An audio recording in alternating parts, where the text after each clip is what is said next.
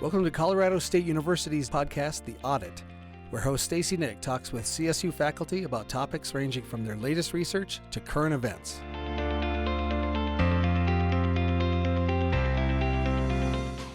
Since pioneers such as Mary Shelley, Edgar Allan Poe, Alfred Hitchcock, and George Romero introduced the horror genre to the masses, audiences have loved a good scare, at least when it came from the pages of a book or a seat in a movie theater. Today, it continues to draw in the masses, putting the general public on a first-name basis with the likes of Jason, Michael, Freddy, and Ghostface. But what is it about the manufactured macabre that draws people in? Why do we love to be scared? And what does embracing the sometimes grotesque and terrifying say about us as a society? Colorado State University Film and Media Studies professor Scott Diffrient has spent a career analyzing these questions and many more. CSU recent PhD Film Studies graduate Riana Slyter looked at the genre from a different perspective, focusing on the people responsible for making the things that go bump in the night. We spoke with both of them to learn more about the genre as an art form, as social commentary, and as just plain old fun. I want to start out by asking both of you to tell me a bit about your work, specifically in the horror space, and what drew you to it in the first place. Scott, let's start with you. I'm 53 years old. So I came of age in the 1980s. And why does this matter? Well, my work in the area grows out of my passion for the genre. I started watching horror films when I was probably way too young in the 1980s. That was the first video generation, so we were watching everything on VHS tapes. There were lots of stores around where we could access things that we couldn't otherwise see in movie theaters. And although I did watch horror films in movie theaters, even as a young person, I remember still today watching Poltergeist when I was about, 9 years old, maybe. And it just had a profoundly terrifying effect on me. And I still remember that film.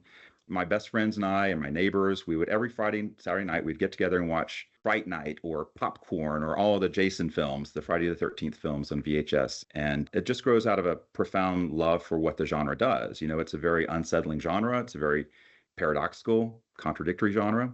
And I think that's part of the appeal. I just remember as well, the reason I mentioned the VHS tapes is I think obviously the outrageousness of the genre, the horror genre is known for its excessiveness. It's about people put into extreme situations. But I remember like going into the video store and seeing like Jamie Lee Curtis in her prom dress with a bloody axe in one hand and a bouquet of flowers in her other hand. I was just trying to reconcile those things. I couldn't make sense of it. And so that was kind of the initial draw. I think that's probably true for a lot of adolescents. Very similar story. And I think that a lot of people who enjoy horror would actually have a very similar story to us too. Like throughout my time in research and connecting with people who love horror and the genre, they're very thoughtful audiences who really care and have a deep passion for what they're doing. Scott and I just do it at like kind of an analytical level within our research. That's basically it. We're basically horror nerds who just get to do it for our jobs. And so that's been really a blessing. Similar to Scott, I would bike to the local Blockbuster just 20 years down the line. In the 90s and early 2000s, I would be biking with my dad and we would pull, all these different fun films. And I remember there's something very beautiful about horror because it's kind of like what I call a snapshot memory because it's so intense and there's a lot of adrenaline that comes with it. You tend to remember those films well. It's similar to like I taught public speaking. It's a scary class. It's one of the most horrifying classes because you're doing something that is uncomfortable in front of a lot of people. So it's scary, but it's memorable. And so those snapshot experiences happen within horror films with my best friends growing up with my family, but also going to attractions as well, going to the scary, Fear Fest next door in this theme park, right? Or going to Disneyland. Those are snapshot memories with a lot of adrenaline and fun, and they help you remember certain moments. So horror becomes this place of memory, both nostalgic and happy, but also kind of tormented and uncomfortable at the same time. And I think that's the cool paradox within horror is it's up against these two juxtapositions of being, yes, frightful and scary, but also joyous and fun.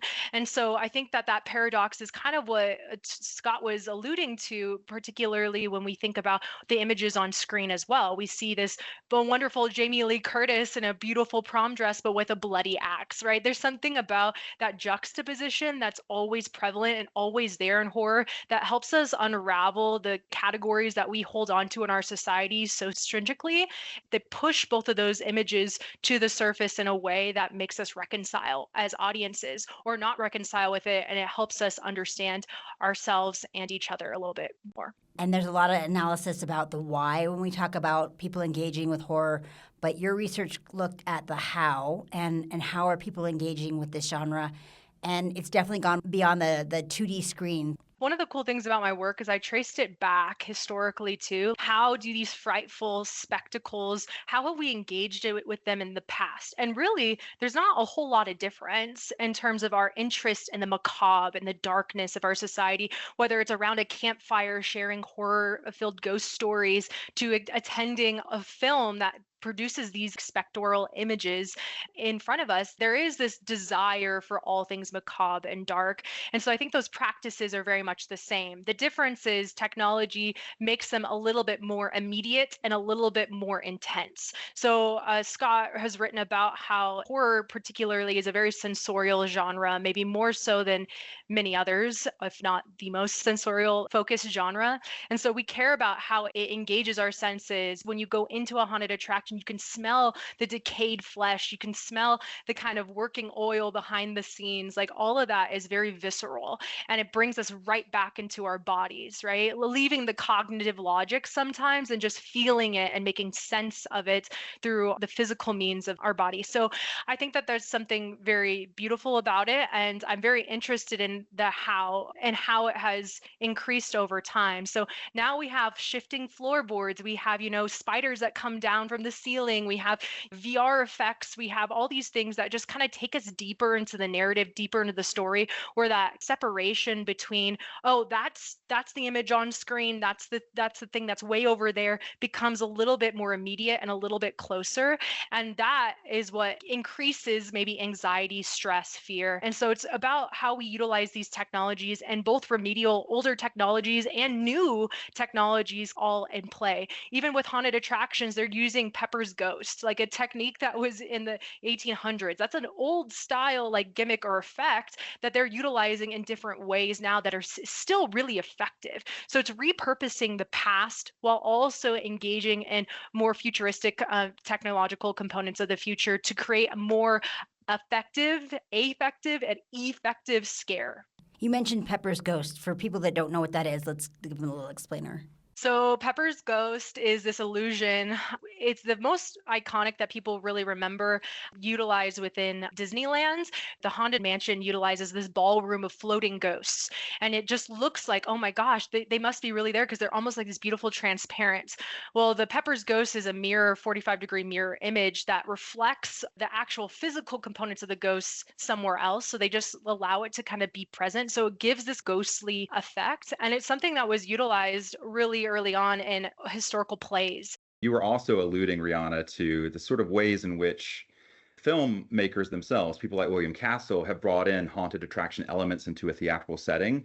And so in the late 50s and early 60s, you'd have films like the original House on Haunted Hill and others that had these gimmicks, that had skeletons dropping from the ceiling, or they had the shame corner where audiences who were too scared to watch the final scene of the film had to go and take a time out. So they had all these kind of haunted attraction-like elements brought into the theatrical setting as well. They did something recently. The Longest Walk, they actually had people watching that movie while on treadmills, and they had to walk the whole time they were watching it. Is that kind of maybe coming back, do you think? I do think that with The Long Walk and a few other high-profile releases, we're seeing that ballyhoo style of let's bring people back into the theatrical experience, because so many people do watch films in their laptops or in their cell phones, and to create that communal spirit, which again, haunted attractions are distinguished, among other things, by the way that they are communal public events. They happen in the public sphere. I think we're going to see more and more of that happen in the coming years with these kind of high profile, either horror film releases or just other genre of productions that appeal to people in ways that harken back to the 1950s and 60s. there's a lot of conversation, particularly within the haunt community, to kind of this ever increasing threshold of people who experience fear. Like, you often hear people who go to a horror movie, they're like, that wasn't scary, that didn't scare me. Like, they want a more sensorial, immersive experience to leave with. And so that ever increasing threshold of fear is met with a lot more technology, a lot more immersive experiences that are catered to those who are interested in a more intense experience. You will also see there's like 4D theaters and stuff like that, that you're moving in your seats as you're watching the film. It becomes more so like an attraction. And that's absolutely true. But you can think of all the paratext next to the film itself. Things like the social media becomes almost alive in some senses. There's elements of creating a more immersive experience with pop-ups and things like that. I mean, just think about, I mean, recently, things that are even Halloween or fall adjacent, like Gilmore Girls. You're seeing all these pop-ups even right now. The 25th year, you're getting all these experiences. I went to Walgreens and there's like all this memorabilia that's there. They're trying to engage the audiences in various different ways. And it's outside of just horror. Horror obviously is a great fit for that because it's almost meant to be felt. Like, you need to feel it and see it and physically, tangibly be a part of it. And even when it's on a screen, it's still physically felt. You still feel like it's real. That real and unreal component is very, very liminal. So I think that there is a need for that in most of this marketing and the way people want to engage in media. It's more physical in some ways. You visited more than 30 haunts around the world as part of your research, and you noticed something that you kind of flipped the script up. People usually are analyzing why people like to be scared, but you looked at why people wanted to scare people, that different lens. I think a lot of people are very much interested in the why. Why do we engage with fear? Why do we engage with horror? Which is a worthwhile exploration, but it has been thought about and written about for a long time now. And so for me, that becomes not so much the interesting question. It becomes, why do we produce fear? What about that culture is so enticing? And so for haunted attraction workers, scare actors specifically, I interviewed scare actors across the country. I also worked in haunted attractions in the past and had seen the kind of love and passion behind these projects. What people don't normally understand is that this is an art form. So very much like being a villain in a play or doing a musical where you're Cruella de Vil or something like that, you are playing, you're in this realm of make-believe, and you are the orchestrator of it all. You are the main character. How enticing is that to be the bad guy, right? Especially in contrast when you are in society and you don't feel like you have a lot of power, or you don't feel like you can enact a lot of difference. You can in the small space that you have within your haunted attraction. So you have these people coming into your haunt. They don't know the space. It's completely dark. They're moving around with just their hands trying to feel through the area, but you can see them because your eyes have adjusted to the darkness for a very long time. You are the master and orbiter of all this horror, and you're waiting at the right time before you can jump out and scare them. And that immediate effect to make people see you, to make people feel you, to make people sense you, and to get a reaction from that is very powerful, and it's enticing and it's fun. I think people don't realize that being scared is fun. It's like playing a prank. Why do you sit on a whoopee cushion and get a reaction? Like, there's something about that is powerful. And it's mostly very interesting. As I did a lot of research and went to these haunted attractions, I found that the folks who were working behind the scenes were often very marginalized in their own communities. So we have haunted attractions on the large scale, the multi-million-dollar complexes, the theme parks that are making millions, right? And we have the local mom and pop hayrides that are also really crucial to their local communities and rural areas. So I found folks that I talked to in very strong LDS communities would be very much connected to the haunts and the people who work in the haunts, because they were all the kind of oddities of society, or the people who were weird or seen as like outcasts or different, just different, and they were marginalized. They found a home in haunted attractions where they felt that there was a camaraderie with difference. There's a camaraderie with not fitting the status quo. And you know what? It's actually embraced and celebrated. We want you to be different. We want you to be weird. We want you to embrace the marginal, because that's exactly what would scare all the normal people out in society. We want difference.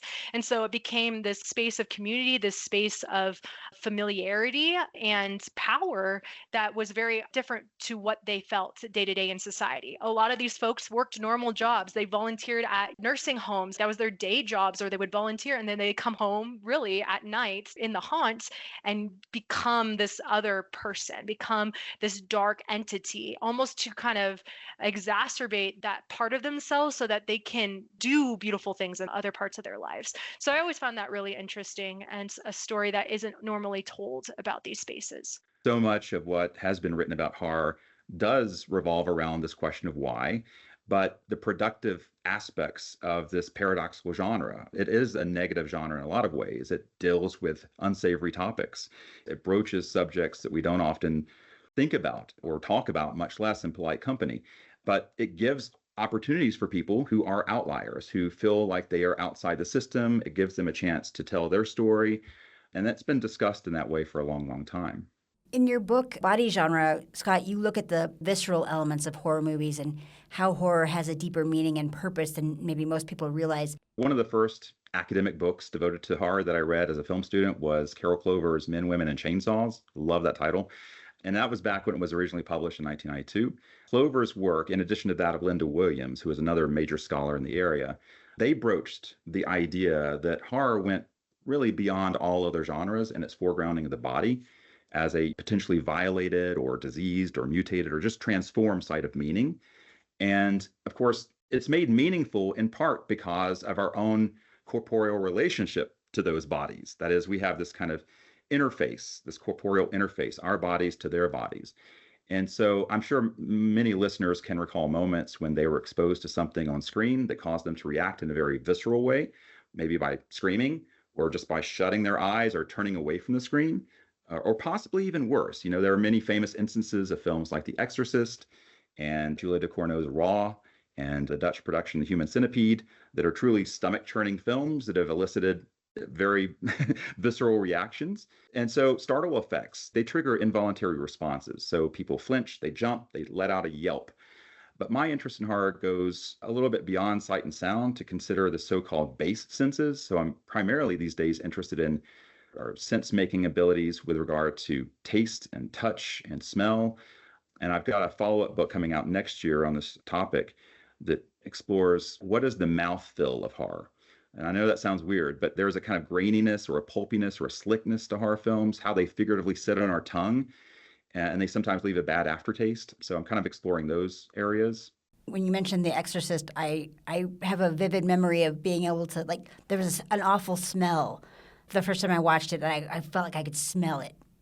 And sometimes it's just witnessing people on screen, you know, holding their nose as flies are swarming. I remember watching Amityville Horror, and that was the case. The black stuff coming out of the toilet, and imagining what that smell must have been like.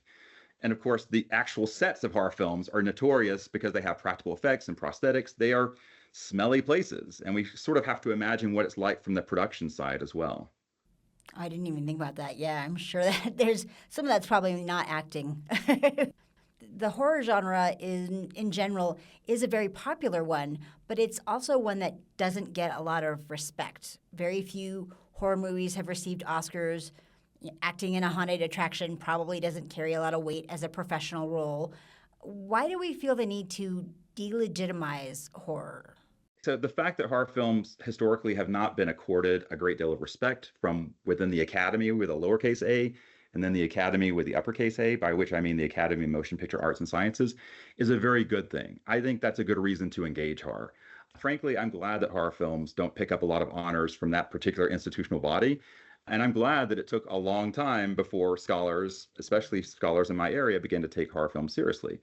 However, I do think we're at a stage now where, especially with the so-called elevated horror film, the kind of films made by Ari Aster and Jordan Peele that get a lot of people who aren't otherwise horror fans to watch these films like Midsommar and Hereditary and Get Out. I think that's bringing in new audiences, and it's moving the genre forward in a very productive and interesting way. But personally, I tend to prefer the grimier, trashier sort of exploitation fare. This still today doesn't get a lot of respect. The reason for that is that I think those are the ones that most nakedly reveal the kind of contradictions of horror. And for me, the contradictions of horror really pivot on this distinction between the progressive aspects of the genre and the regressive. It can be incredibly politically reactionary and even conservative with regard to sexuality and gender and race, but it can also be very progressive and kind of moving beyond traditional notions of what those categories are.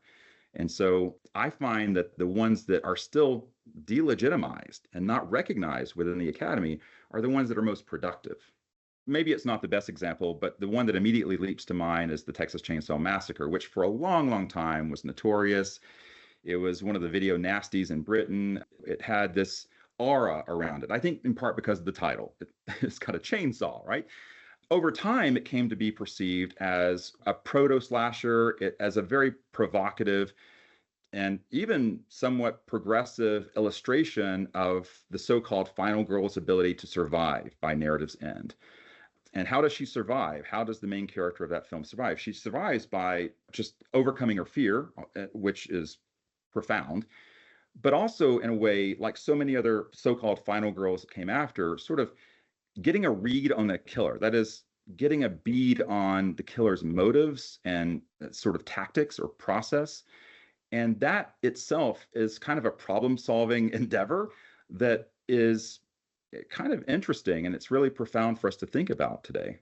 I think that there's a murkiness to the actual statement of horror and what classifies horror, because the common sentiment is horror is whatever I am scared of.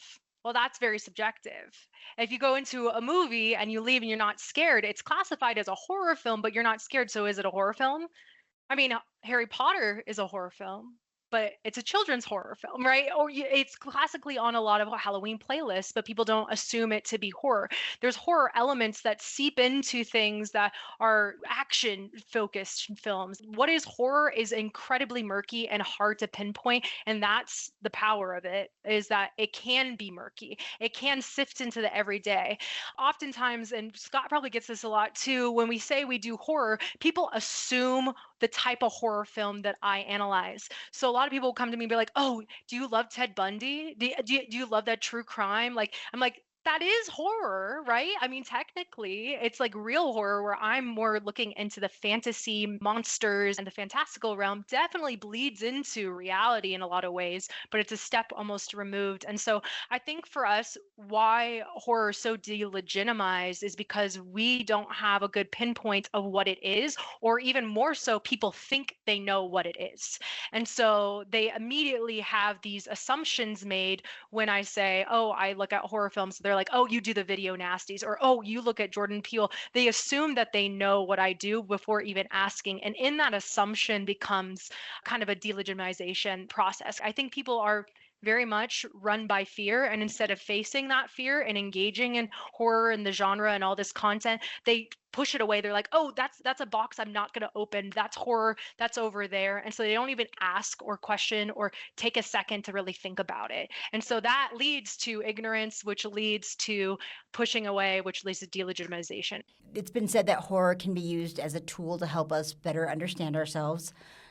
I'm gonna push back, even though I love horror. I'm gonna push back from the perspective of maybe someone who doesn't love horror, and ask, how does experiencing something terrifying and possibly grotesque do that? Because I'm thinking about the Terrifier movies, which follow the character Art the Clown through a series of increasingly gruesome murders and torture. And what can those films teach us, other than maybe that we have a very strong stomach? Riana alluded to the fact that there is a subjectivity with regard to our fears, and that's absolutely true. I do think as well that there are certain primal fears that are experienced by all humans and that are innate to the species, and probably innate to other species as well, those deep-seated fears. How often do we really grapple with that in our everyday lives, though? Certainly, we all experience traumatic setbacks. We have personal losses and familial tragedies. Those are bound to occur. They will occur. We're all going to die. But I think in terms of safely, vicariously tapping into the thrill of experiencing death and the threat of extinction, which is maybe the base of all primal fears, is really central to how horror distinguishes itself from other genres. We do fear bodily harm. We fear the loss of our autonomy and agency. And you asked about what does a film like Terrifier 3 teach us? Frankly, I don't believe that art of any kind, a painting, a musical composition, a video game, or a motion picture has to teach us anything. But I do believe that exposure to those kinds of creations prompts a kind of sensitivity to the world. I think it prompts a sensitivity to people of the world. And I know that might sound contrary to what was on the minds of the makers of Terrifier 3, but I think it can actually form a kind of empathic connection or empathetic relationship to characters. It strengthens our capacity to care about others. And this has been proven true scientifically. Our brains have a system of cells called mirror neurons that fire, they activate not only when we perform certain actions, but when we see others performing those actions. So there is a kind of scientific basis for empathy. And yes, Art the Clown does terrible things, but it's the victims that I care about. I care about what they're undergoing. And yes, there is a vicarious experience, but there's also an empathetic relationship being built. One of the reasons I added that question in was that I had just watched Terrifier 3 this weekend, and it really breaks kind of one of the last boundaries, in my mind anyway, because there is a moment very early on where a child is killed. And you don't see that process, but you see the aftermath. And I don't think I've ever seen that before in a horror film. I even remember being a kid and thinking that there was a law that horror movies couldn't harm kids. And that was one of the reasons I could watch it, because I was like, well, it's not about me. It's not going to happen to me, because they would never show that. So watching it was really surprising to me that I think that's the first time I really saw that boundary being broken that way. It's interesting. This has seemingly no connection, but I was watching the documentary about John Candy, I Like Me. You know, John Candy passed away a few years ago, and he was a member of SCTV. And in the documentary, they show a sketch of him as a gunslinger in the Old West, gunning down a small child, which had never been depicted in television before. Him just in the back, shooting a child in the back. And the reason I introduced that is because comedy and horror share something in common. That's that kind of juxtaposition of the banal and the extraordinary, right? And there is this kind of the thing we don't expect to happen, which is part of the allure. And however horrible it is on the surface, there's also something pleasurable about seeing something that had not been done before, that was unthinkable previously.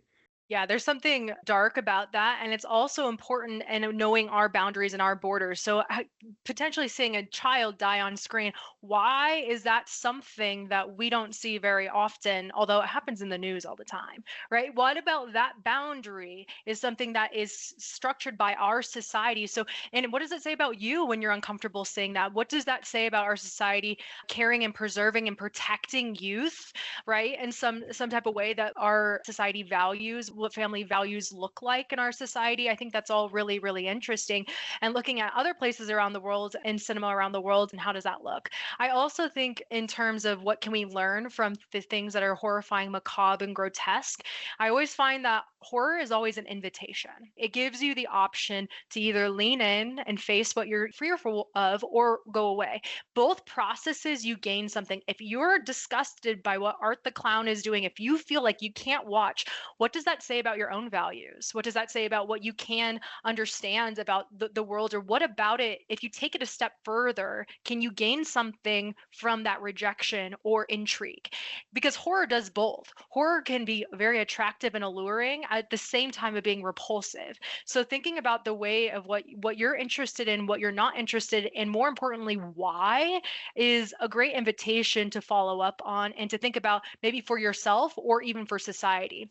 And I always tell my students, when you get to a point, like Scott was saying, like horror is meant to be empathetic. If you get to a point in your life where you're being apathetic, when you're not feeling, maybe it's a good time to watch a horror film to get your senses right. Because if you are apathetic, how many times do we see gun shootings on TV, another, a school shooting, and we're just like, yep, that's just enough. That's a day in the life of the United States. When you stop feeling it, that's a problem. So what can you get to re-simulate or feel those things that you have suppressed or pushed away. How can you bring that to the surface and make sense of it in a maybe productive way? Watch a horror film, right? Go to a haunted attraction. Feel those things that society tells you you can't on a day-to-day basis. And I think that that in itself is valuable. And I think I also agree with Scott saying like art doesn't always have to have a purpose or meaning or ultimate takeaway. It's so subjective. Everyone can come away with it in a different light, and that's the beauty of it. So it's something to keep in mind. Since it is the prime season for horror movies and things that go bump in the night, I wanted to ask you both, just like the Killer and the Scream franchise, what's your favorite scary movie? Personally, I guess I'm drawn to two very different strains of the genre, which seem kind of contradictory to one another. So on the one hand, I adore horror films that they're really, or even horror comedies that are really upfront about their artifice. So I like films, maybe just because they're cheaply shot or poorly produced, they're so bad they're good. I really love films like Birdemic and Basket Case, Manos, The Hands of Fate, that are sort of intentionally self-reflexive and meta about their artifice. So like Cabin in the Woods, Wes Craven's New Nightmare, which I prefer to Scream. There's a film called Rubber, which is about a psychopathic like killer who's a car tire. So those are kind of one strain of horror film I like. But these days, they get a bad rap, but I love, love, love found footage horror films. I know a lot of people are just past that point of watching found footage, but they're tremendously interesting to me. I love REC, from Spain. I love the original Blair Witch Project, all the Creep movies, the Troll Hunters, all those films. I think the reason I'm drawn to found footage is because basically our viewpoints are limited to not what the characters see, but what they record on their cameras, their video cameras, or their cell phones. And there's a lot of implied horror, like, oh, there's a strange sound happening in this other room, or I just caught a flicker of something happening in the background there. And so there's a little bit of that. There's all the naturalistic acting and handheld stuff. But yeah, I just adore found footage horror films, Rec probably being my favorite. Yeah, I showed it in one of my horror film classes, and from beginning to end, all the students, and I had about 30 students that semester, they were screaming, it just let loose the audience, my class, in a way that I'd never seen before. This is such a hard question because it changes all the time. I love horror because there's so many flavors to a horror. Like, am I feeling a psychological thriller? Am I feeling, this time of year as it starts to get cooler, I really love The Shining. It's my favorite Christmas movie. It's exactly how I feel when I'm with my family. I'm stuck in a house, can't leave, and I want to kill them all. Like, thank you. This is exactly the kind of catharsis I need. I feel connected here. I always love that film. I think it's eerie. I love films that you can go back to and they just kind of they have so many different layers every time you watch it, whether it's the cinematic meanings or whether it's like the dialogue or whatever, the funny performances. So I love that. I also love horror films that I call all vibes, no plot. I know that's not really a great classification, but like horror films that are just like eerie and like that you get into the vibe. There's not really when you leave, you barely can explain a like logical plot of like beginning, ending, and middle, and this is what happened. It's just kind of just all really unsettling. When I'm left and I'm like, oh, this didn't feel right. That's when I'm like, ooh, that was a good horror movie for me because it makes me kind of circle back about what about the form of the film, what did it do that made me feel that way? Was it the eerie music behind the background? Was it, something? And it's often the horror films that people don't normally like really love because there's no resolution. There's no killer that dies, even though he'll come back in the next film. There's not really a resolution, and that eeriness tends to bleed into after watching the film. Like you still feel it. And so I felt that way with films like I think are Under the Skin, like Scarlett Johansson, right? That kind of eeriness. It's like, yeah, I get kind of what's happening, but why am I not feeling good right now? Like those are good horror films to me as well. And then on the flip side of that, I do like films that really seem like they have a really like strong plot. Like I think about this a lot with Jordan Peele's films. When you watch his films, it's like, oh yeah, there's a beginning, middle, and end. There's a story, but you're like, don't feel like I understood it all. Like until you rewatch it and rewatch it and you're like, oh, that was the metaphor for this, or there's more on the surface. I felt that way with Sinners as well, and some other films where it's like, yes, it's a beautiful, fun production, but there's some other pieces that you can kind of chew on later. So I love that, whether it's a feeling to chew on, or it's a logical puzzle to chew on, or pieces to kind of pull apart. I love films like that. That was CSU horror experts Scott Diffrient and Riana Slyter talking about why and how people connect with horror movies and haunted attractions. I'm your host, Stacey Nick, and you're listening to CSU's The Audit.